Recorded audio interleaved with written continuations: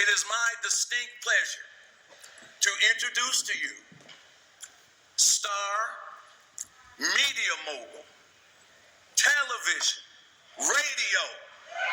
Come on now, Mr. Steve Harvey. Let me just tell you this. The person you see right now is not who I always was. I have been a work in progress for 57 years. I know you can't believe it.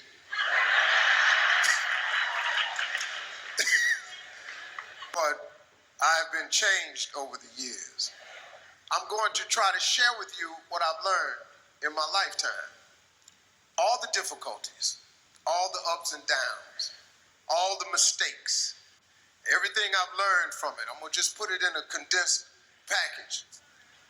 Most of what I learned was from my father, who had no education at all.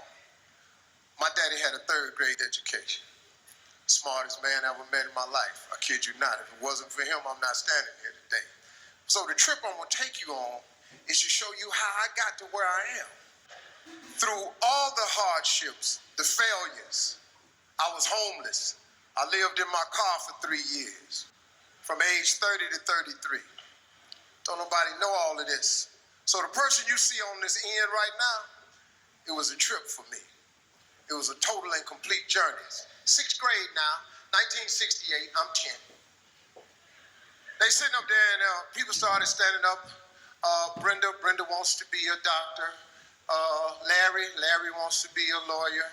So I stood up and I'm thinking to myself, now this is a gold star moment right here. Oh yeah, this is the day I've been waiting on. I'm gonna get recognized for the brilliant cat that I am. And it's no doubt in their mind now who the star student of this school is, because I done put something on my paper that was unbelievable. Because nobody had wrote on their paper, I want to be on TV. I get up in front of the class, she said, what did you write on your paper? This is big. I said, I want to be on TV. She said, why did you write that on your paper? I said, because that was our assignment for today. She said, and what made you think you could write such a thing on your paper? I said, okay, obviously, this is not the proper tone to be talking to when you're about to give me a gold star. She said, who do you know on TV? I said, nobody. She said, anybody in this school ever been on TV? I said, no, ma'am. She said, anybody in your neighborhood ever been on TV? I said, no, ma'am. She said, well, what makes you think you can be on TV? And she crushed me. I said, I don't know, but that's what I want to do. She said, I'm going to call your house and I'm going to tell your mother that you're a smart aleck. So when I got home, she on the front porch. And she said, what did you do up at that school? I said, well, Mama, I just did what she asked me to do. She asked me what I wanted to be. I wrote, I want to be on TV. She said, why did you write that on the paper? I said, because Mama, that's what I want to be. She said, when your daddy get home, I'm going to tell him you've been up at the school being a smart aleck. So he comes home, he takes his bath, and he's reading the paper, and afterwards, he said, boy, come in here. He said, what is this your mama telling me you did up at the school? And she's standing there. Tell him what you did. And I said, I wrote on a piece of paper, I want to be on TV. He said, what you do that for? I said, because that's what the teacher asked us, Daddy, what we want to be. She said, and you being up there being smart, he going to put a smart answer, he want to be on TV. My father looked at me and said, well, what's wrong with that? I said, okay. She was going, well, Slick, he got to be more reasonable like the teacher said. He said, well, that don't make no sense. That's what the boy want to be. She said, he can't do what he want to do. Got to do like the teacher say. He said, boy, go in your rooms. Come in the room a little bit later on. He said, boy, what you write on your paper? I said, I want to be on TV. He said, well, what she want you to put on the paper? I said, I don't know, Daddy, like a policeman or ball player or something. That's what all the rest of the boys would. He said, well, put that on the paper and take it back up to the dream-killing heifer.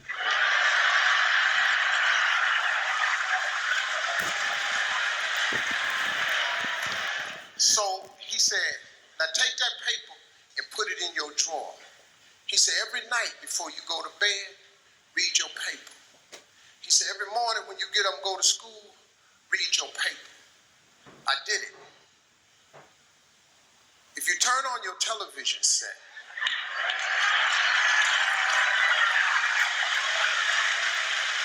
7 days a week, I'm on there somewhere, because that is a principle of success that all successful people know. If it is written, so shall it be. That's the deal. If you don't have what you want in life, just check yourself. Is it written anywhere? Have you wrote it down? Have you claimed it? Have you laid it into faith? Have you willed it into existence? Has it become a law? Did you write it down? If it ain't written down, what you want? Now that teacher that gave me that assignment, she passed recently. She was an older woman. I loved her though. Every year, I sent her a flat screen TV.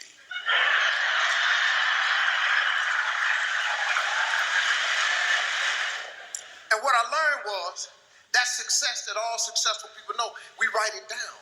It's a vision board. You got to have vision boards, man. Y'all to see what's on my laptop and my computer. Even I, with all God has blessed me with, I still have visions. A man without a dream or vision shall perish. You've all heard this. I just try to put it in a way where it's real talk. See, writing it down makes it doable. If you go through a school zone doing 35 miles per hour and the police stop you and a truck was blocking the sign that said 20 miles an hour, guess what? You still get the ticket. You know why? Because it's a written law. They put it into law. They wrote it down. The fact that you ain't read it, the fact that you didn't see the sign, tough. It's written. 20. You break the law, 20. You got to write it down. That's an important thing. See, here's a cold thing I learned. You got to fix your mindset. You change that. The moment you change your thought, your attitude determines your altitude. The moment you change your thought is the moment you change your existence. A flea is the smallest insect, one of the world's smallest insects. Do you know that a flea has a 36-inch vertical? That's pretty high. The average human being cannot jump 36 inches. 36 inches. That's right here. If you take that insect and you capture it and put it in a jar and put the lid on it, that insect still has a 36-inch vertical. You know what it does? It jumps 36 inches, but it hits its head and gets knocked back down. So he makes an adjustment. Since I'm getting knocked back down, I'm not going to jump my full potential. I'm just going to jump just enough so I don't get knocked back down. So, if you get another flea and capture it, the flea goes into the jar. The flea, again, another flea, has a 36-inch vertical. But because he's in the jar and he's seen what happens when he hits his head and he gets knocked back down, he duplicates what he sees the other flea doing. And he jumps just high enough where he don't hit his head. The sad thing about it is when these fleas have babies, these fleas are born with a 36-inch vertical. But because they live in the jar with their mama and their daddy, and they got a 36-inch vertical, but they see everybody else jumping just so high, they duplicate it. Becomes generational. It gets passed down. The parent ain't got enough sense to say, hey, I messed up my jump, but you though, you can still go 36. That's why we try to send our kids to college, even if we didn't finish college. We try to get them through school if we never went to school. Every person in here that's a parent wants your child to have a better life than the one you had. You got to. If you don't, there's something wrong with you. You want your grandkids, your children, have a better life than the one you had. What's the deal with the jar? People duplicate what they see. You can't do that. Your brain is your lid. If you take the lid off, the potential in every one of us is expansive. It's unbelievable. Imagination is everything.